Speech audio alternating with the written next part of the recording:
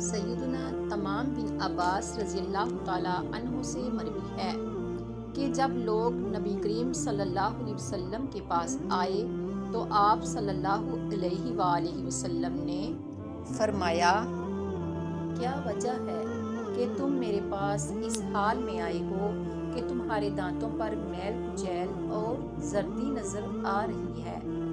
مسواک کیا کرو۔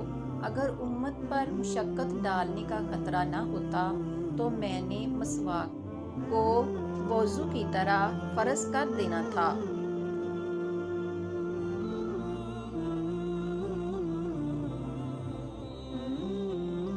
سیدنا انس بن مالک رضی اللہ تعالیٰ عنہ سے مروی ہے کہ رسول اللہ صلی اللہ علیہ وسلم نے فرمایا، میں نے تم کو مسواک کرنے کی بہت زیادہ تاکید کی ہے۔